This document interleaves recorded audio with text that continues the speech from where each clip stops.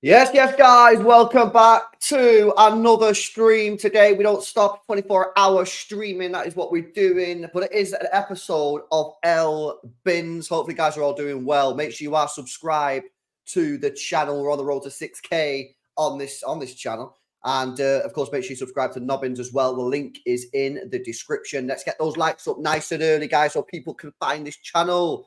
Nobbins, welcome. I think this is your first ever appearance on More LB. How do you feel? Oh, we're on the second channel today. Oh, I had no idea. You know what's mad yet? Nobbins has now been on my main channel, and now he's been on the second channel before I've even been on his channel.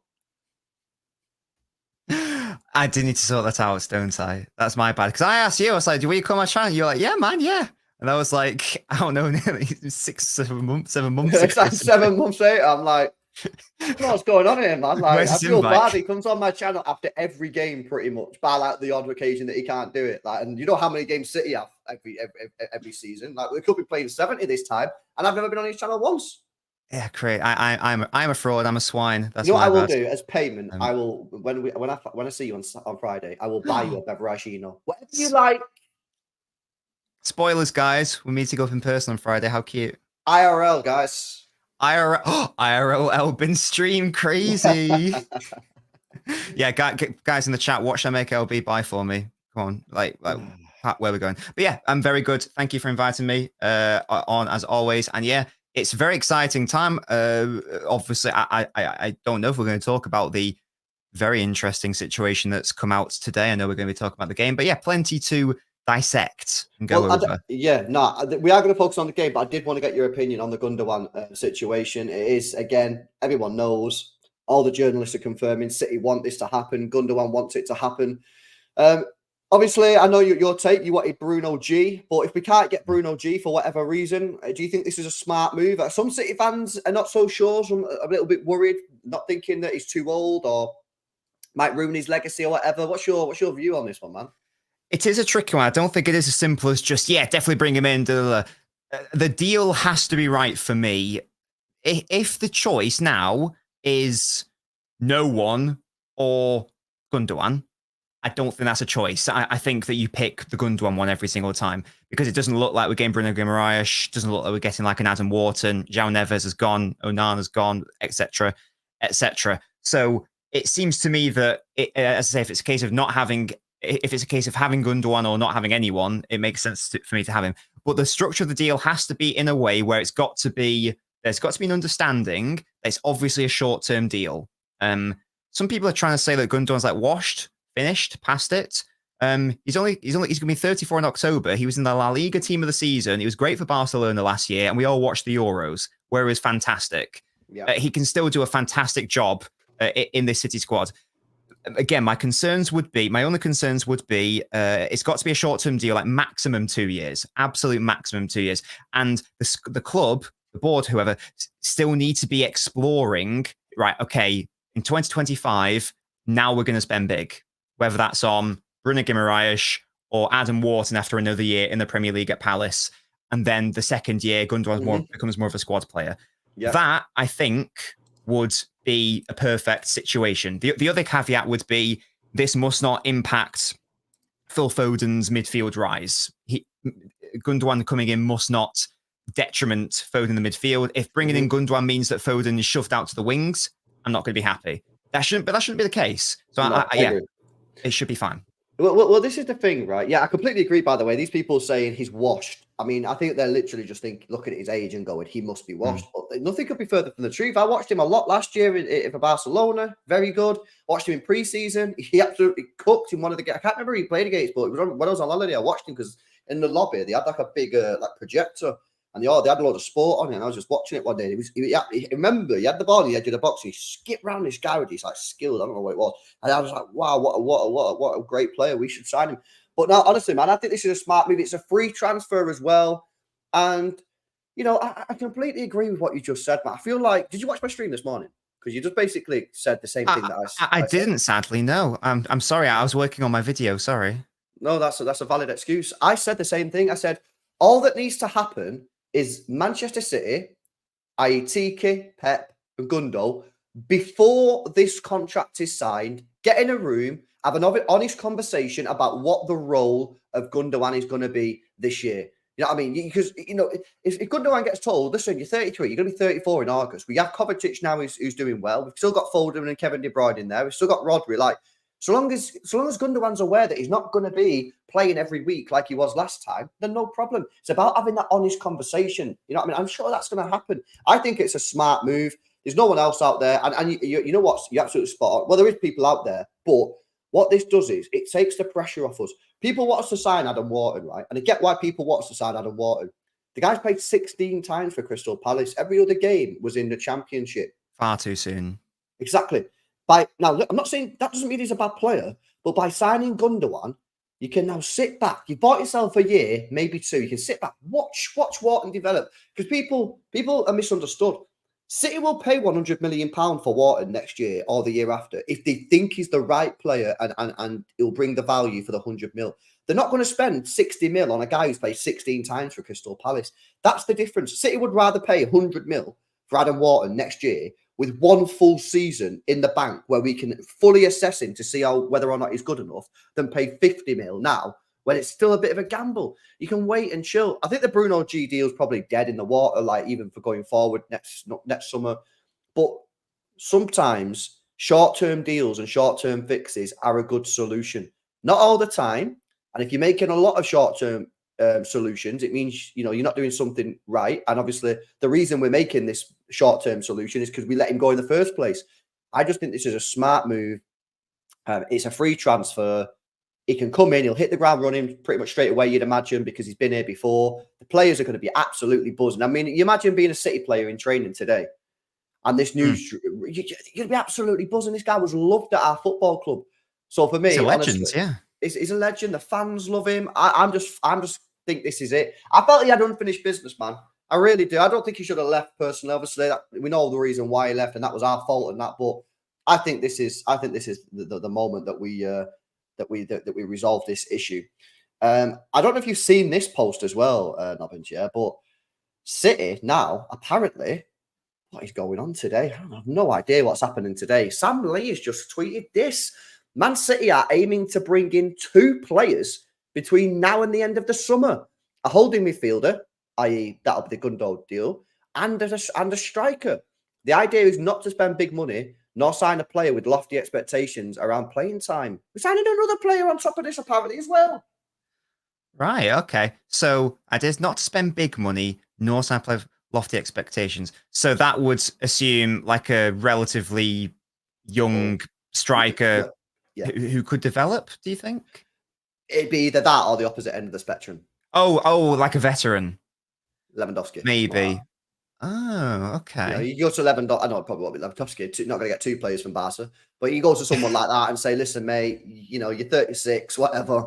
You never played in the Premier League. You fancy having a season on bench. You come on, for Ireland. You'll play some Carabao Cups. You'll play some Prem games. You'll play when Haaland's injured and that. But do you fancy it? It's like, listen, at the end of the day, right? People, like a Griezmann, someone like that. I did shout Griezmann. I shouted Griezmann time ago. And everybody tried to cook me in the chat and say, nah. I said, this is a great deal. Antoine Griezmann, £12 million apparently you can get this guy for. And people was like, nah, that's horrific, LB. Try to cook me here. That wouldn't, something like that, 12 mil. You say to Griezmann, listen, do you want to come in? You will be second choice to Haaland. Your minutes will be limited by injuries, all that kind of stuff. But you never played in the Prem. Do you fancy living in England for a year or 2? Some of them might be up for it. You know what I mean? Yeah, it's an interesting one. I really didn't think we were going to do that, to be honest. I thought that we were going to be quite happy with going back to, what we did a few years ago, where if Haaland's out, we play more of a fluid false 9 situation. But I don't hate the idea of bringing in a striker, as long as it's not going to be, a repeat of Alvarez where he doesn't get any game time and he just leaves anyway. If it's like as I say, more of like a short-term solution, I guess it can work. I still think I would prefer the false 9 thing, but I'm not going to poo-poo it. And it remains to be seen who we bring in, because obviously we don't know what names could be done. Again, for me, I'd still err on the side of I'd rather those minutes go to a Bob or a Bernardo in like a false 9 situation. But I don't hate the idea. Just have a preference. Yeah, no, it's interesting. Yeah, I think Lewandowski, Griezmann, or you go for a young player. But the thing is with a young player is that he's not going to play, so they're not going to develop that much. So I think City would probably be looking for an older player. Let me have a look at is there like a website that you can like filter strikers by their age? I have no idea, to be honest. What's that FIFA website? Like, there's a website for like FIFA cards, yeah. And basically, like Footbin. Footbin. Would that work? Footbin. Maybe. Let's have a look. Let's have a look at some old strikers. Here we go. Right, Sure. so, how old's Kelechi Iheanacho? Where's he nowadays? if we're bringing back old players, yeah. Edin Dzeko, can you imagine? Oh my days! Edin Dzeko. Where is he nowadays? Isn't he in Turkey? What is he doing? Oh my God, reunions! He's at Fenerbahce. Hey, get him in. Bring Dzeko home. He'd bag goals in this team as well, Oh yeah, I genuinely would love that, to be honest. Mate, I would legit do that, man. Edin Dzeko back. I think he's like pure old as well. He's 38. That's right at the top of the criteria. Exactly, right? yeah. Oh my days. Yeah. What an absolute boy. I'd be down for that. The problem is with Tony, Steve, he's probably too expensive. City is saying that they want another striker, but they can't be that expensive. And I don't think they're going to. I could be wrong, mate, but I don't think they're going to spend that much money on a backup striker who's never going to play. Edin Dzeko, on the other hand, I mean, how much are you going to get him for? You probably get him for like less than 10 mil, surely. He's 38. Yeah, exactly. You can't have a long contract, surely. Let me have a look at his contract. contract. Must only be like a year long or something. Contract ends at the end of this season, so he's still got a year left on his contract. How much did Fenerbahce pay for him? They got him for a free last year. So he's been at Fenerbahce for a year. They got him on a free transfer. Edin Dzeko, free transfer, man. Easy mode. Haaland understudy. Or do we bring Balotelli in for the ultimate? Oh my God! Could you imagine Balotelli under Pep? Oh my days! It'd be murders. Absolute chaos. Fucking GMP would be there every day, mate. He'd be kicking off and training every single day. We've got to make it happen. Got to make that happen. Come on. Nah, it's actually mad. Built to LB said I'd go for Mateta. To be fair, he's quality, good backup. I think he's good enough to start for a lot of Premier League teams. I don't know if he'd be happy being an understudy. That's the thing. We're in this weird. This is the problem when you've got players like Rodri and Haaland that are so good, and whoever you buy, you're not competing with the player. Like how like Grealish is basically competing with Doku, and Doku's competing with Savio and that. Like no one's competing with Haaland. No one's competing with Rodri. You are backup. End of story. Our centre backs. As good as they are, Diaz, Stones, Akanji, they're all competing with each other. Ake, Gvardiol competing with each other because none of them players are so clear of the other player that they're just in every week. Whereas Rodri is one of the best CDMs, in my opinion, of all time. No one is going to come in and challenge him. No one. No one's touching him. And that's actually great. It's also a bit of a problem because then, one, the drop-off is mad. And the drop-off is accelerated because the only players really that are willing to be a backup are generally not a good enough quality. Because if they are good enough quality, they're not going to do that role. So this is why I think that, signing like an older striker might work. So we'll have to see. Before we move on to the Chelsea game, anything else, bro, that you wanted to sort of touch on when it comes to transfers or the Gundogan deal or Edin Dzeko? Should we just start like that rumor? Have we got enough poll to do that? I don't know, chat. We've got 450 people in the chat. I'm getting a call now from my sources, and that is legit. That is not cap. Oh, okay. There we go.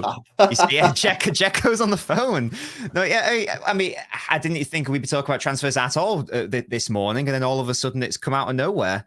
It's very exciting, Ari, the Gundogan situation. Whether you think it's a good strategic deal or not, you've got to be excited from a sentimental perspective. If only just that. And the striker news is, as I say, is news. Still don't know how I feel about it. I'll need to see a name. But Olivier Giroud. Someone said Giroud in the chat. I've always loved Giroud. When he was at Arsenal, I know lots of Arsenal fans didn't like him. I always loved the idea of having him as an understudy to Aguero. That would be really fun. Don't know how practical, realistic that would be. That would be really fun, though. He'd suit us perfectly as well, to be honest. Can you imagine him linking up with Savio and Doku out wide? Yeah, top player, underrated, very underrated, I think. Yeah. Okay. Well, I've just tweeted "bring him home" on my Twitter of a picture of Edin Dzeko, guys. So everyone who's in this chat who's got Twitter, go to my Twitter account and retweet the "bring him home" Edin Dzeko thing, and we'll see if we can start something. Right. Okay. I am gonna move on to what was that? Martin's just messaged me. He's saying his phone is going off big time because Martin spoke about the Gundogan thing last night, so he was Martin's in the know. How do you get in the know, Martin? Let me be in the know with you, please. Thank you, mate. It's cool. You know what? Being in the know though, sometimes isn't nice. Sometimes it's not nice, bro, because like you don't get the same exciting stuff. Sure. Okay. City have told Newcastle in the last hour we have no further interest in Bruno Guimaraes. Wow. My heart. What? Ever? Or like this season? Ever. Don't worry, we'll never come back for him even in next year, the year after. I guess it just means this one. Just means this one. Okay. Right, okie dokie. Let's speak about yesterday, because you know what? Today I've been live 4 times. I don't think I spoke about Chelsea once. First of all, mate, can we speak about Savio? I know we only played 45 minutes, and it was a real shame that he had to go off injured. It's just a precaution. He should be back for next week, apparently. But I mean, mate, especially when he went on that right-hand side, Cucurella. I mean, Cucurella is a decent defender, right? He's not elite. He's not world class, in my opinion, but he's a decent defender. And Savio, 19 years old, oh my days. I mean, Cucurella was absolutely spun yesterday. Savio, mate, I mean, this is a real top player we've got on our hands here. Yeah, he's so dynamic, so exciting. I trust everyone here to watch my analysis video on Savio if you haven't, what you're doing. But we know that this is a player who is fantastic on either flank. But in my opinion, clearly his future is the right side. But he did good on the left, but he's more more what's the word? One-dimensional on the left. He's a crosser on the left, whereas he is so much more on that right side. And Cucurella didn't know what to do because Savio was taking him to the byline, and Savio was getting past him with ease. Savio was then taking him into midfield and then causing chaos there, forcing other midfielders to come over and mark him. And then that was creating space for all of our other players. But it was also the final ball. The weight of pass was also really, really impressive from Savio. Even when I didn't expect it to come. And then all of a sudden, out of nowhere, he's just played a lovely little subtle ball and City are in. He might be better than I thought he was. And I thought he was very good already. But and I know it was only 45 minutes, but based on that, it was just fantastic. It's such a shame he got injured because Cucurella he had him on toast. It was ridiculous. And considering that Cucurella started the game well, like against Doku, Cucurella got the better of that battle every time against Doku. And then Savio comes on, he just could not contain him in any way. It was just so brilliant, and it's so fun and exciting to watch. It gives City such a different attacking avenue down that right side. As I say, he's going to be a star. He's just going to be a star, I think. Yeah, honestly, man, I agree. I thought I always knew he was a good player because I watched him quite a few times last year when I did Girona watch-alongs, and I watched Girona and that. And I thought, yeah, he looks good. But there was a couple of times I watched him last year, and like sometimes his decision-making wasn't the best or whatever. But like yesterday, he looked like he'd been playing in that City team for years. Do you know what I mean? And like I say, Cucurella's not the worst defender in the... Let's not pretend like Cucurella's this trash defender. He's not elite. He's not world-class. But he's a decent defender. He plays for Spain. He's just won the Euros. He's at Chelsea Football Club. You know what I mean? Big club and that. And Savio just had him on toast. And here's the thing as well. Because I like speaking tactics with you. That system that we played yesterday, which basically, obviously, Kevin De Bruyne went out wide. And it was sort of like in first half, Bernardo was basically our attacking mid, like because he was the one pushed further forward because Kovacic was on his own in that first half. That allowed 1v1 opportunities for the wingers because if their option was right, we'll double up on Doku, we'll double up on Savio, but then Kevin De Bruyne and Bernardo Silva would get the space, or you protect, you cover Kevin De Bruyne, you cover Bernardo, which is what they kind of did for a large part of that first half, which is why Kevin was not very active. He kind of ghosted a little bit in that first half. But then you get your wingers like Doku and Savio, 1v1 opportunities, and these are take-on kings. these two players can take on players with absolute ease. And that's what happened. And I think teams are going to find it so difficult on how to just, what do you do? Do you mark the wingers? Well, then you're leaving Kevin De Bruyne and Bernardo Silva with space. You pack the midfield and say, we're not letting Kevin De Bruyne and Foden have in the space, but then you give him 1v1 opportunities for Doku and Savio. And these players are going to rip fullbacks apart. I think this season is going to be super exciting football. I think I think it's going to be exciting, but I also think there are going to be times where we put in real mature, slower performances. You could go Grealish and Bernardo on the wings. I've said this loads, yeah. The options that we have now at this football club when it comes to wing play and even in the middle is unreal. In terms of strength and depth, in terms of the optionality we have and the differences between the players that can play those positions, I don't think it's ever been as strong as what it is right now. That doesn't mean that this team is the best team we've ever had or the players that are here now are the best we've ever had. It means that in terms of the collective and the collective differences that they have, I genuinely don't think it's ever been stronger. I mean, we could literally go against Ipswich this weekend and play Doku and Savio and say, take them on and just cook these players. And then you could go Bernabeu in the Champions League and say, Grealish and Bernardo, hold the ball for me. And it's like, it's a completely different team and completely different tactics, but the players, they're going to get it. You know what I mean? Pep just seems on it. I don't know if you've seen him in the press conferences or in interviews. That guy looks alive, man. He doesn't look like he's going to leave at the end of the season. It looks like he's about to sign a new 5-year contract, the way the guy's speaking. I feel like the club is in just like this mad, real, healthy position. And I'm just like so buzzing for the season. I can't wait for the next game. I just want to skip to Saturday. Yeah, and the transfers recently, we've signed like youth as well. We signed some very young players, you know, like in Gvardiol and Doku and Savio, and there's still so many young players at the squad. It's good to see that it's in such a healthy state. As you say, we've got options out wide. If you want a left footer who can cross brilliantly on that left, you got Savio. Alternatively, if you want a wrong-footed wide player who can go both ways, well, Savio can go on the right as well. You want control, Grealish or Bernardo. If you want that, you want 1v1 threats on both sides, we'll just play Doku and Savio in the same team. And we saw in that first half, it did work with Doku on the left and Savio on the right, because as much as Doku struggled with Cucurella, Gusto could not handle him. So that just seems to be the future for those lads as well. And there's a potentially, with the system we played, there's a greater lease of life for Kevin De Bruyne, who's been given more of a role outside of an opponent's block. So he's able to have the play in front of him and he's able to dictate the play from there. It's really, really exciting, even more so with these signings.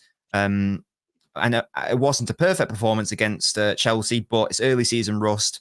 And for the most part, I was very happy with what I saw. I was actually mad impressed with just how good we were. And yeah, you're absolutely right. There were some rusty moments, give the ball away a few times, whatever. Defense still thought we were wide open in the first half when Kovacic was there on his own, but we sorted that in the second when Bernardo dropped. But in terms of just like assessing the game as like, this is match day 1 of the Premier League, it exceeded my expectations. It did. It exceeded the performance level, exceeded my expectations. And to get a win, you know, I mean, that's a big win. That, you know, we obviously drew there last year and we defended. One of the worst conceded 4. Bro, it was the day. I don't know what happened to the defenders that last year at Stamford Bridge, but we were trash. So we're already 2 points ahead in the corresponding fixture from last year. If you take it like that, so we're already ahead of where we were last year, which is great news. And we can start to put a bit of a run together. Hopefully, obviously we've got Ipswich next week. Then we've got West Ham, Brentford, and then we've got the big game against Arsenal. But I just feel like it's important to get off to a good start in this Premier League campaign. I know Arsenal haven't done too much in the transfer window, but they're still a good side. You know, they're still a good side, and I'm just buzzing, man. I genuinely think like we could have a real special year again, like a real special year. Like I want to win that Champions League massively. I want to win that again, like get our hands on it. But 5 in a row, if we get Gundogan in and we sign another striker, which Sam Lee's now reporting that we are, I just can't see past City for the Premier League again, mate, because I don't think Arsenal have done enough. Liverpool have done nothing and have a new manager. I just think we should be winning the Prem again, man. Yeah, we should. Especially if we do bring in a Gundogan replacement or whatever, because that was really the only missing piece last season. What was that pretty obvious hole in our squad? But we are filling it up in maybe like the most poetic way possible. It's hard to look past City from a league title perspective. Obviously, it's not going to be Liverpool who win it because new manager. I don't think the squad's depth is there anyway. The only true contender is almost definitely going to be Arsenal. And yeah, there's a question of have they done enough as of yet? They might be bringing in Moreno, and that's fine, but they're still not. As of now, maybe Saka will develop into that, but as of now, there is no one who I look at that Arsenal squad in the same way that I look at a Salah or Trent for Liverpool, or how I look at Haaland or De Bruyne for City, or even Foden based on last season. Not yet, anyway. Again, maybe Saka could become that player. Maybe that's what he does this season. But as of now, they don't really have that elite sort of game breaker, as I say, in the same way that City and Liverpool do. Yeah, no, 100%, man, 100%. I agree. It's listen, it's going to be interesting to see how we get on this year in the Premier League. I think if we win these next 3 games against Ipswich, Brentford, and West Ham, obviously just before the Arsenal game, we got Arsenal, Newcastle back to back, man. Arsenal, Newcastle back to back, bro. That's grim. Is that what's like the stadium situation there? Home, away? Home Arsenal, away Newcastle. Right. Okay. It's not ideal, is it? No, exactly. So it's like that's why I think we need to win our next 3. I think that West Ham game could be tricky, you know. I do think that could be tricky. Obviously, Ipswich, you know what I mean? I actually watched, I don't know if you watched the Ipswich game the other day against Liverpool. I thought they were actually not that bad, to be honest. I thought they were a lot better than I thought. Liam Delap's going to score goals this year as well, by the way. I said in the chat, I said to my chat in the watch log, said, if Burnley had Liam Delap last year, I think they would have stayed up. Because they weren't a million miles away and they just didn't have a striker. You know, but we get that done. Hopefully beat West Ham, but that will be tricky. Beat Brentford, that's at home. Then we got the Arsenal game. If we do that, you know, win our first 5 matches, we could be ahead of Arsenal already after 5 games. You know what I mean? That's huge. And I know there are a lot of ifs and buts there, but I do feel like getting off to a good start this year is important. We've got Champions League, more games. You're also going to be playing a couple of better teams as well because you're going to get a team from pot 1, which you've never done before. But yeah, man, I'm pretty busy with it. Can I ask you a question about Kovacic yesterday? He obviously played very well. How did you feel he did in that first half? Because obviously he was on his own in that first half because Bernardo wasn't next to him. Bernardo was further forward. Second half, Bernardo dropped a little bit, made the whole thing a bit easier. But what did you think he could do the 6 on his own based off of yesterday? I mean, he had a great game, I thought. Yeah, I thought he was man of the match, even without the goal. To be honest, I know Rico Lewis was also wonderful, of course, but I thought that just Kovacic was sensational. And I didn't, you know, going into this season, I kept saying how I don't think that Kovacic can play a lone 6. Last season told us he can't because every single game without Rodri, he struggled in. But he didn't do that at all yesterday. He was every single facet of his game. I think he only made like maybe one defensive mistake where he lunged in for a tackle, didn't quite reach it. Apart from that, tackling was brilliant. Like he dispossessed Cole Palmer a number of times. Calmness in terms of bringing the ball out. Obviously finishing it off with a goal. And then lots of people ask me, you know, well, do we need to sign this 6-8 hybrid you keep talking about? I still think it's needed, to be honest. But based on that, Kovacic can do it. You're absolutely right in terms of he was very, very isolated. We played a 3-1-6 yesterday without the ball. Sorry, with the ball, and Kovacic being the one on his own. So you're asking Kovacic to do a lot of defensive work there on the counter-attack in particular. And that's not really his strength. He did it very well yesterday, in fairness, but that's not his strength. That's what Fernandinho used to do, for example. That was his bread and butter. Mm-hmm. So I'm amazed that Kovacic was able to do it. Maybe you could say a part of that was because of Chelsea's relatively poor finishing, or you know, like in the final third in terms of their passing. But overall, yeah, Kovacic was brilliant. And then without the ball, again, we played 4-1. We didn't play 4-4-2. We played 4-1-4-1. Again, that one was Kovacic on his own. It was very impressive that he was able to do it. And I was surprised that Pep did it because we saw last season when you left Rodri isolated and Chelsea were able to overrun our midfield. Thankfully, it didn't happen yesterday. I've forgotten what your original question was. I spoke a lot there. No, you did answer it. Don't worry. Do you think if we get Gundogan, which is obviously looking likely at the moment, do you think we'd see Kovacic and Gundogan play as a 2? Like instead of Rodri? Yeah, yeah. Like, like, would that be a good option? Like, is that an option where we could actually rest Rodri and say, you know what, Rodri, you don't have to play today. We're going to give you a rest, which he's never had for about 5 years, and play Gundogan and Kovacic as a two? Because for me, that's control. They both can play the six, and then you just let Foden free. Yeah, yeah. I mean, yeah. Obviously, Gundogan used to just do it on his own, didn't he? You know, when Rodri wasn't available.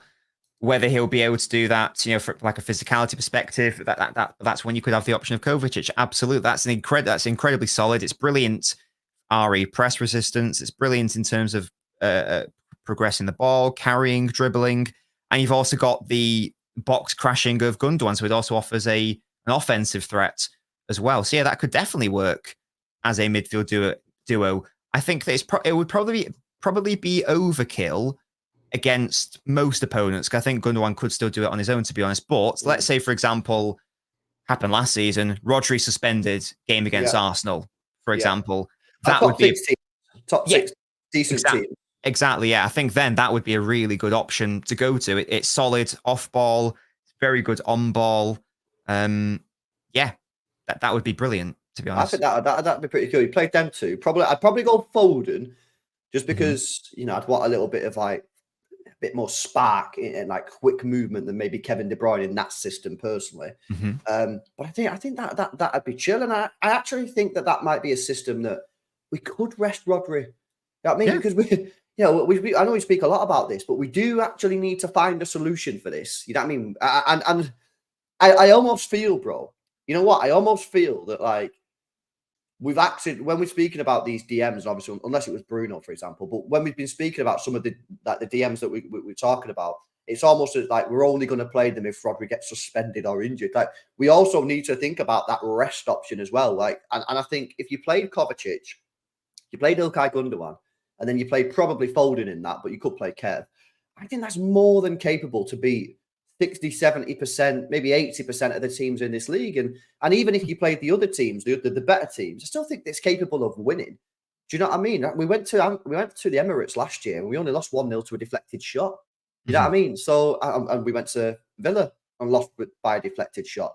I went to Wolves and lost by a deflected cross. So, like for me, you know, that's mad, bro. Someone said to me in the chat the other day, so we could have done the Invincibles if it wasn't for deflected shots. Yeah, that is mad when you think about it. Yeah. Crazy, isn't it? Every single one. Yeah, you're right. Every single one was because of deflection. Yeah. Every single one had a deflected goal against us. Pain. That's mad. I mean, I sort of comfort myself by saying that Aston Villa game, we really deserve to get beat anyway. Of course, yeah. It's still funny though. It's still funny. Like the Arsenal game and the Wolves game, we didn't deserve to lose either of those games. But the Aston Villa game, like, we definitely deserve to lose. Like the fact it was only 1-0 was a miracle. Like we got absolutely cooked. But yeah, I think that could work. I do. I think Kovacic, Gundogan could work. And I think it just bolsters that squad. Where does this leave Matheus Nunes? Will he look at this signing now of Gundogan and go, I'm really not going to get any minutes here? I mean, he played 1,100 minutes for City last season. I mean, where are his minutes coming from? I just don't see it. I didn't see it. Nowhere centrally. That's where. Nowhere centrally. No, it's. I mean, he didn't come on yesterday. You know what I mean? I just do not see it. And again, I know a lot of people are like, give him time. It's not the time. It's where's he going to play? I mean, I just don't see where he's going to get the minutes from. So it wouldn't surprise me if Matheus Nunes, having seen this news today, has a little word with his agent and says that I don't think I'm going to play here. Get me a move to somewhere else if he can get a move, of course, because I just do not see it. No one's ever given me a system or a midfield three in which he'd play over anyone else. The only and I came to the conclusion that he cannot play in midfield, basic, bar a ridiculous amount of injuries / suspensions, because by the time you get through all the players, the obvious names, i.e., Rodri, Kevin De Bruyne, Phil Foden, Kovacic, you're then getting into players like Bob and Lewis, and I'm not willing to stunt their development to give Matheus Nunes some minutes in the midfield. I don't think it's worth it. I think Lewis is a better player than Nunes based on their time in a City shirt, for example. So why would I play Nunes ahead of Lewis? Why would I appease him? Or accommodate him for the to the detriment of Lewis. So my conclusion was he can't play in the centre, therefore he's going to have to learn to adapt. This comment here is a good one. We saw last season he actually played quite well out wide. I think it was the Bournemouth and the Luton game. He was actually very good there. And he did it at the Club World Cup in one of the matches as well, I think. Yeah. So, but obviously, I mean, now we've signed Savius. Now we have wide options. So he's going to have to become like a Fabian Delph sort of player if he wants a genuine future at City. He's going to have to become, I think, an almost auxiliary right back who can then go almost like what Lewis did yesterday. His starting position was right back, but he was actually an 8/10 player, really. Because again, you look at the central options we have, and now if we add Gundogan to this, he's just not going to get the minutes that a player of his quality deserves. And that's important to remember. This is a good player we're talking about. Yeah, 100%. This is not Calvin Phillips, where it's like, no, he's washed, he's done. This is a very good player who can play for very good teams. He's the right player, just at the wrong time, to be honest. And it's a shame for him because, again, I do like him, but you just got to be realistic and practical. And if a decent bid comes in, how much should we pay for him? Was it 50 million on a 5-year deal or something? 50 million, like that.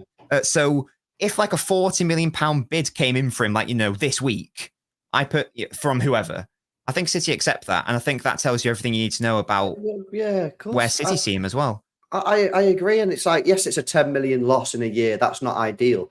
But we've not bought anyone else. We would have bought Savio. We're getting Gundogan on loan. And we might sign a striker, according to Sam Lee. But the striker's not going to cost hardly any money anyway, because we don't want someone who wants to be playing week in, week out. So for me, again, some people really struggle to understand what I actually mean. You know what I mean? When I talk about this, I do not have anything against Nunes. I completely agree with you. I like him. Yeah. He's a good player.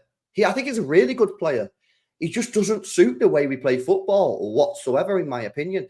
And he's exciting when he gets the ball and he runs with it. Great stuff. He's exciting, but he's not good enough on the ball to play deep.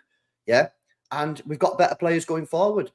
Does he want to stay as a right back if Walker goes? Yeah, I'm sure. I'm pretty sure he could do a job there. Rico's first choice. Akanji's there as well as an option, and then you could have him. He'll probably wants to do that, no problemo. But he ain't playing midfield. And actually, people keep on saying, just give him. You got to give him a second season. I'll give him a second season. He's not playing in front of Kevin De Bruyne. He's not playing in front of Foden. He's not playing in front of Kovacic. He's not playing in front of Rodri. He's not playing in front of Gundogan. It's 5 players. And he shouldn't be playing in front of Oscar Bob or Rico Lewis in those central areas either. Well, exactly. So this isn't a hate thing. I like him. He's a good player. He seems like a good guy. Whatever. He works hard on the pitch, but I just think he's wasting a year if he stays at City. Like, I'm not that bothered. If he stays, he stays. It don't bother me. But I don't lose any sleep over it, because at the end of the day, he's not going to play. But if it was me, if I was him, I'd be looking at this now and just go, I think I need to leave. I need to go somewhere that I can play. You know what I mean? And see what he does. And again, I want him to play. He's a good player. He shouldn't be sat on the bench. So we'll see. Let's have a look at some of these super chats. LB says, check Arsenal's fixtures. I think they've got quite a tricky start to the season, I think. Oh, have they? Let me have a look. I'll pull it up on screen here now. Present, share screen, Arsenal fixtures. Okay, yeah, they've got if they got next. Aston Villa away. Jeez, that's tough. Brighton, tough. Spurs. Oh, is that a North London derby, I see? That is a tough start, that, isn't it? Bloody hell. Villa, Brighton, Spurs, City. That's really hard. Yeah, I mean, if they win all 5 of them, then fair play, isn't it? Yeah, I mean, that's a great start. I'd be amazed if they win all 5 of them. No, yeah, there's some point should be dropped there. So, yeah, definitely. Exactly. Jeez, I didn't know it was that bad. Big up LB. Donna says, Wagwan, Mr. LB, there are some fake Donnas copying me, the parody Donna, now to spread and spoil my friendships on YouTube with people like you. Take note, I remember Donna. It's LB and Nobbins. Oh, so that's how we authenticate. Yes, with the member badge. This is the second channel. Do you know what I mean? So I don't know if you're the legit Donna. Oh my god! Because it doesn't tell me. So you could be an imposter. Try to spread this misinformation. We'll see. Yeah. Is there anything else that we need to speak about from yesterday? What else happened yesterday? Haaland took his finish real nice. That was a good. What's your take on Jeremy Doku? Do you think he played well yesterday? Because the Doku debates, I love it, to be fair. Sure. I love the debate on Doku. It's I find it interesting, right? But what did you make of Jeremy Doku? Yeah, so after the stream, you should go watch my video because I analyze the game and I talk a lot about Doku. And but yes, he had a good game yesterday. He had a frustrating game overall. Very, very, very frustrating. Kukurea had his number, but every single time Doku went up against Gusto, Doku won that battle. We also don't score the goal without Doku in terms of his movement, in terms of his passing. And I know it didn't lead to anything, so people will say, well, it didn't lead to anything, so shut up about it. But that moment, like late on, where he's just got the ball on the touchline and Guardiola shouts, "Go, Jeremy!" And then he beats 3 Chelsea. And within 3 seconds, he beats 3 Chelsea players, starts from the byline, and suddenly he's in front of goal. And he does the right thing. He tries to find a hole, and maybe he could have gone for a goal. This is a very unique player who is similar to Grealish in terms of like what he offers in terms of getting City up the pitch, in terms of ball progression, getting City into dangerous areas. And he's going to be frustrating in some moments. There were some moments yesterday where poor decision making, poor pass. You shouldn't be trying to dribble and then do a silly pass in your own defensive third in the 70th minute when we're only 1-0 up and we're trying to get a foothold on the game. Bro, he does this all the time. Did you see when he did it for Belgium and in the Euros? And he just literally he just passed the ball in the middle. Like he had the ball to the right hand side of the penalty area, his own penalty area, and instead of just clearing it or something, he just passed the ball towards like the edge of his box or something, and he didn't pass it to any Belgian player, passed it to the opposition, and he scored. And I'm like, and the annoying thing was as well, he played well up until that point. And then he goes and gives a goal away by being stupid like that. And yesterday when he took the player on the edge of his box and then got tackled or whatever, give the ball away, I was like, bro, like I like him. I think he's really good. And I get the thing of the final ball, whatever. Yeah, of course he needs to improve that, but I think that'll come with time. But he needs to stop doing those stupid things like in his own danger area. Pep needs to put a take-on ban. If you're in our own defensive third, 0 take-ons. Yeah. In the midfield, like it depends on who's around you. If Rodri's behind you, then we'll let you do it. The attacking third, crack on, mate. Crack on. You do what you want to do. You want to take on the player, you take on the player. Stop taking players on your edge of your own penalty area. But I think he's great, man. I know he splits opinions. I knew he was going to split opinions. I always say this, but the day we were linked with him, I did that watch along his last ever game for Stade Rennes. And on that watch along, I said, this guy's the new Raheem Sterling. Some fans are going to hate him. Some fans are going to love him. Yeah. And he is. That's exactly what he is. He's a Marmite player. I like him. I think he's really good. And yes, he needs to improve his final ball. But there are also other things that people don't consider. Half the time, it's only Haaland in the penalty area anyway. No one makes runs into the penalty area anymore. Gundogan did. And actually, that's quite interesting to see Gundogan come back. You know what's mad, right? I've been saying, Gundogan puts all these crosses into the near post. No one ever makes near post runs in our team. One player that did make near post runs, Ilkay Gundogan. So don't be surprised to see some Jeremy Doku, Ilkay Gundogan link up. But yeah, I think that'll come with time, man. Like, I think with time, his final ball will improve. He's only 22. But I think he just scares the living daylight out of any fullback that he plays against. I do. And I think they're going to be scared. And that could give space for other players like Kevin De Bruyne or whatever to operate. Yeah. So I just think people should chill out a little bit on him, man. Like, personally. You can moan about his final product, his end ball, but he rinses play. I mean, Malo Gusto is a good defender. He's a good player, Malo Gusto. And Doku smoked him time after time after time. I just think be patient with him. Yeah, give him time. And I think he's going to come really good. And having him and Savio as a wing pairing, I think it's scary, man. It is definitely. You've got 2 1v1 threats. You've got to think about it as, it is Doku offering a net positive to the team? And he is, fundamentally. He just is. Even with the frustrating moments, it is worth it. And I'm sure that he's only going to get better with age, with getting used to City, etc. And of course, we've said the end product needs to improve. He does need to go up a level in that respect to become a complete wide player. But he's got all the tools to do it, and I think he will do it. Yeah, no, I agree. I think that's right. Is he a net positive to the team? In my opinion, he is. Definitely. There we go. Bill Donna. You didn't have to become a member. There you go. It's the real Donna. It is now officially the real Donna, according to the comment from before. So big up for this. Big up for the support. OG Go M Doper says, why hasn't Dybala's name come up in transfers? He's not really an out-and-out striker, though, is he? Yeah, I'd say he's more of He's not more like someone who wants to play behind a striker. Yeah, he drops a little bit deeper. I don't think that's the type of profile that we're looking for. I think we're looking for, by the sounds of it, we want a striker. Edin Dzeko. Yeah, make it happen, guys. Honestly, man, Edin Dzeko, I think he'd be fine. Just stand inside the penalty area. We'll create chances. Just put the ball in the back of the net.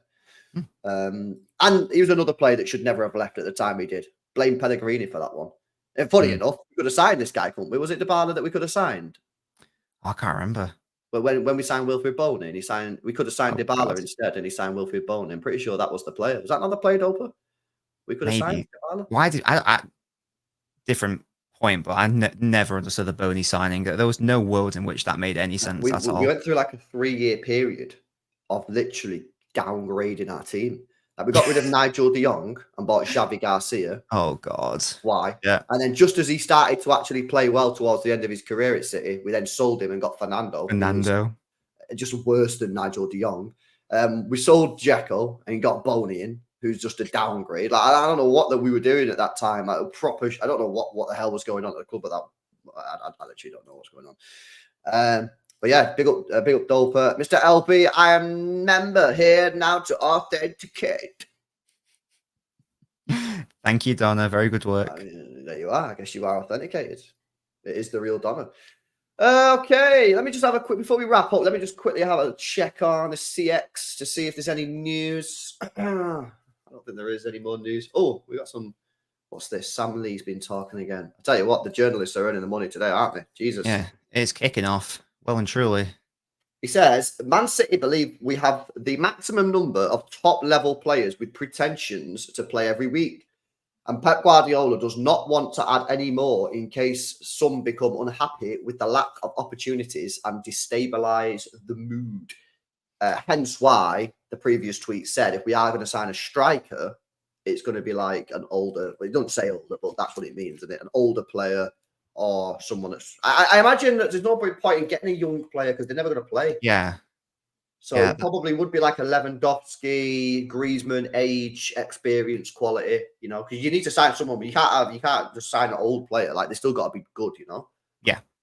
Yeah, well, that makes sense. We know that Pep likes a small squads. We know he's spoken about the issues of trying to balance expectations, etc. You know, that's led to some of our players leaving, you know, like Laporte, for example, at Sterling, etc. So it does make a lot of sense for squad harmony. I think that, yeah, we do still need this one more signing, Gundogan, whoever it is, and then we'll see about the striker. But yeah, if it's and absolutely right, it can't be a striker who thinks that they are going to play consistently or play consistently at 9, because Erling Haaland exists, and that is literally, never going to happen. It's not being funny as well, but if the striker does think they're going to play week in, week out, now you're mad. Yeah, there's a loose wire there. Yeah, there's a loose wire, bro. What are you talking about, mate? It's Erling Haaland. You ain't going to play every week. So if the players makes any demands, straight away, that's a red flag. You say, nah, mate. What you need is a player to come in and say, I'm good, man. I know I'm good, but I know I'm not as good as Haaland. I've got a couple more years left in me. I want to be around Pep. I want to be coached by Pep, the greatest manager that's ever walked. And I'll just play here and there. If I could get some Carabao Cup, FA Cup, just bring me on for Haaland when he scored a hat-trick and that, and I'll be chilling. Give me a couple of Champions League games, I'll be fine. You just need someone like that in it. You know what I mean? Someone who actually knows. Giroud, beyond belief. Nobbins said Giroud earlier on as a potential shout. Good player, well underrated. Neil, Liverpool fan, said, I'd love us just to sign us still. Bro, I don't want to say this, right? I feel a little bit sorry for Liverpool fans, right? We've just signed Savio, this unreal Brazilian winger. We're getting a legend back at the football club in Ilkay Gundogan. And Neil's on here going, that's what a sub, bro. Not anyone, please. Oh, mate, funny, isn't it? Listen, guys, we are going to wrap up. Big up to Nobbins for jumping on. over 600 people tuning in for the second channel is great numbers. That's all because of Nobbins jumping on the show. So thank you for coming on, bro. Make sure you guys go subscribe to his channel. The link is in the description. I'll just go to L Nobbins video up. I've not watched it yet, but I'm going to take a look at it later on, talking about Pep's new system. Was it 316, is it? Yes. 316. So I'm going to watch that later on. You guys should definitely go check it out. You know how good Nobbins is with his tactics and stuff. But yeah, guys, hopefully you enjoyed the show. I'm going to go on to Football's 12th Man podcast now and do another stream. And then I'll be back at 8 p.m. for the watch-along of Leicester versus Spurs. Are you doing a watch-along for the Leicester game? I'm not, because, no offense, I'm not interested. No offense taken.